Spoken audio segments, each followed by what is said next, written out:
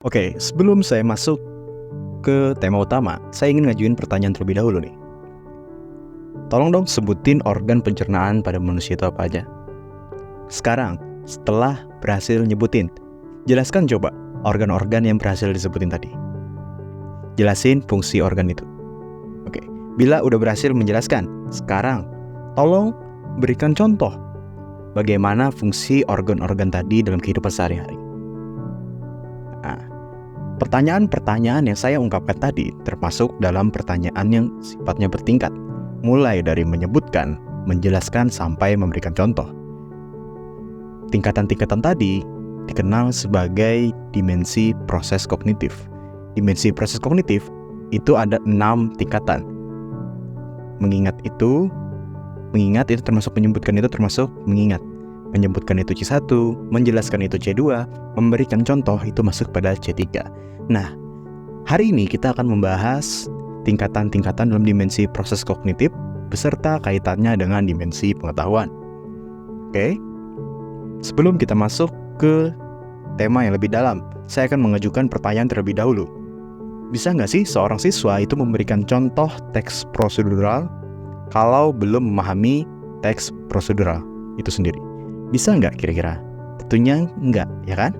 Tentunya sebelum siswa memberikan contoh, siswa harus tahu dulu teks prosedural itu apa, ya nggak? Tidak mungkin siswa bisa memberikan contoh sedangkan paham aja nggak. Nah, di dalam Anderson Krathwohl Taxonomy, ini bisa dijelaskan secara lebih runtut dari awal hingga target yang ingin dicapai. Seperti apa coba ini? Dimulai dari mengingat kejadian berhubungan dengan teks prosedural. Kita bisa mengambil contoh kejadian yang berhubungan dengan teks prosedural dalam kehidupan sehari-hari siswa. Bisa dengan contoh kejadian. Oke nak, pernah nggak kalian ngeliat bungkus belakang mie instan? Ada nggak di situ saran penyajiannya kira-kira? Apa aja coba saran penyajian yang kalian ingat dari situ? Mie-nya diapain aja coba dulu sebelum dimasak? Tentunya dibuka dulu, lalu dibuat dalam air mendidih, direbus sampai sekian menit, lalu ditiriskan, dicampurkan bumbu, diaduk, dan lain-lain kayak gitu ya. Nah, itu merupakan salah satu contoh mengingat fakta. Begitu. Itu merupakan tahapan paling awal sebelum kita ingin siswa kita bisa memberikan contoh dalam teks prosedural dalam kehidupan sehari-hari. Setelah siswa ingat kejadian yang berhubungan dengan teks prosedural, sekarang siswa harus memahami fungsi teks prosedural itu apa. Nah, dari kejadian memasak mie itu, prosedur memasak mie instan di belakang bungkus mie instan itu, sebenarnya fungsi itu apa ya nak kira-kira? Biar kita apa coba? Iya, biar kita tahu cara menyajikan mie instan, biar kita tahu cara melakukan sesuatu, biar kita tahu cara melakukan sesuatu secara runtut dan benar, gitu ya kan? Nah, sudah siswa paham fungsi teks prosedural itu apa? Sekarang kita masuk ke contoh mengimplementasikan pengetahuan tadi. Oke, nah, kalian udah tahu teks prosedural itu apa? Kalian udah ingat teks prosedural itu apa? Sekarang, tolong kasih contoh teks prosedural dalam kehidupan kalian sehari-hari. Nah, lebih runtut ya kan? Tentunya lebih runtut dan juga lebih terstruktur. Inilah yang dinamakan linear extrapolation dalam Anderson Krathwohl. Gitu ya. Sekarang kita masuk ke dimensi proses kognitifnya. Dimensi proses kognitif itu terdiri dari 6, C1 sampai C6, mengingat sampai menciptakan. Kita tadi masuk ke C1 sampai ke C3 dalam teks prosedural tadi. Sekarang, kalau kalian semua bisa mengingat tahapan ini, ke 6 tahapan ini, kalian udah masuk ke C1. Kalau kalian udah bisa memahami ke 6 tahapan ini, kalian udah masuk C2. Kalau kalian udah bisa menerapkannya dalam membuat contoh soal, itu masuk ke C3, gitu ya. Nah, sekarang kita akan bahas mengenai perpaduan antara dimensi pengetahuan dan dimensi proses kognitif. Dimensi pengetahuan itu ada 4, ada faktual, konseptual, prosedural, dan metakognitif. Silahkan dilihat video saya sebelumnya. Sedangkan dimensi proses kognitif itu ada 6, mengingat, memahami, sampai menciptakan. Silahkan dilihat dimensi pengetahuan itu apa di video sebelumnya. Nah, kita akan masuk ke mengingat. Dimensi proses kognitifnya mengingat. sedangkan dimensi pengetahuannya itu faktual. Oke? Mengingat fakta, gitu ya.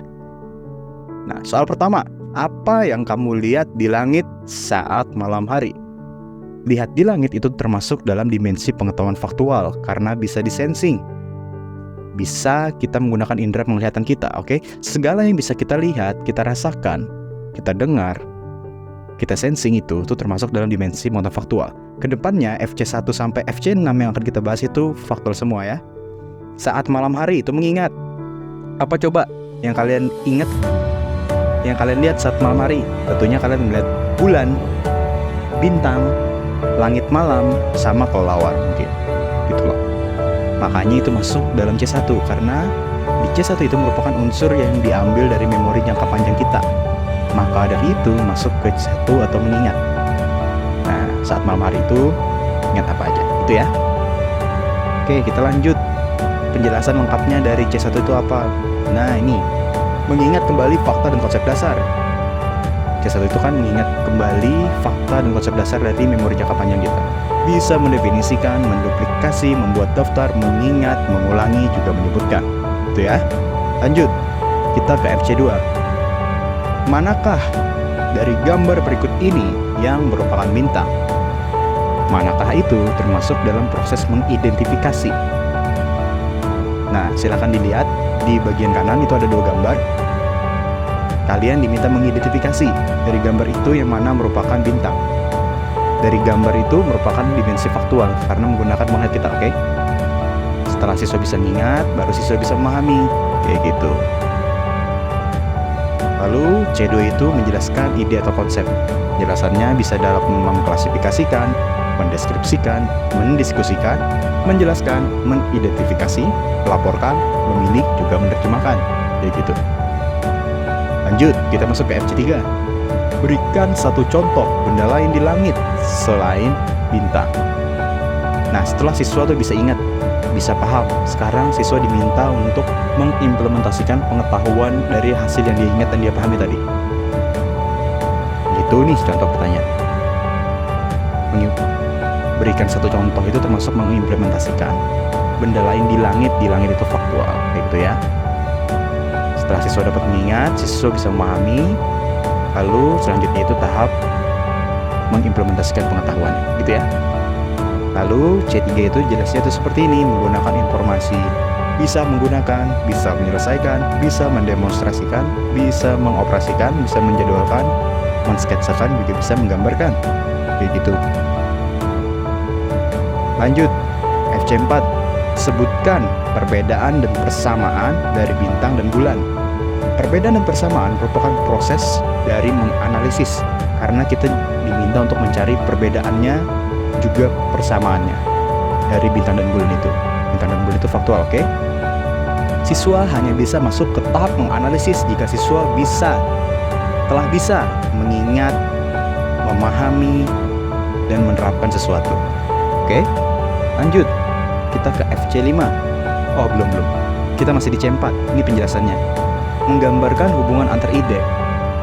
Bisa membedakan, bisa mengorganisasikan, bisa menghubungkan, bisa membandingkan, bisa mempertanyakan, bisa melakukan percobaan, bisa mengetes. Kita masuk pada FC5. Pada kondisi apa kita tidak bisa melihat bulan dan bintang pada malam hari? Nah, ini merupakan tahapan yang lebih dalam lagi daripada sekedar menganalisis, karena kita diminta untuk menilai, mengkritik pengetahuan kita sendiri. Itu ya, mengkritik itu hanya dapat dilakukan setelah siswa bisa ingat, bisa paham, bisa mengimplementasikan, bisa menganalisis, baru siswa bisa untuk mengevaluate atau mengkritik. Begitu. Bulan bintang itu faktual. Seperti ini detailnya dari C5. Menjustifikasi sebuah pernyataan atau pilihan. Bisa menilai, bisa memperdebatkan, mempertahankan, menimbang, mengkritik, mendukung, juga memilih. Kita lanjut pada C6, FC6 tepatnya. Tuliskan hal-hal yang dapat dilakukan agar kita bisa melihat bulan dan bintang pada siang hari. Nah, menuliskan hal-hal yang dapat dilakukan itu merupakan proses kita menciptakan ide-ide kita atau mendesain ide-ide kita agar kita bisa melihat bulan dan bintang. Bulan dan bintang itu faktor, oke? Nah, ini merupakan tahapan tertinggi, yaitu create, mencipta, gitu loh. Tahapan create itu hanya bisa dilakukan setelah siswa melalui berbagai macam tahapan C1 sampai C5 terlebih dahulu. Gitu ya. Lalu C6 itu apa coba jelasnya? Kayak gini. Membuat produk atau pandangan baru. Bisa mendesain, bisa merakit, bisa mengkonstruksi, bisa menerka, bisa mengira-ngira, bisa mengembangkan, bisa memformulasikan, bisa menuliskan, bisa juga menginvestigasi. Oke. Mungkin itu aja penjelasan tentang dimensi proses kognitif dalam Anderson-Krathwohl taksonomi hari ini. Lebih jelasnya, kalau ada yang dibingungkan atau ingin dipertanyakan, silahkan dipertanyakan. Kedepannya mungkin kita akan bahas lagi ya versi lebih dalamnya lagi.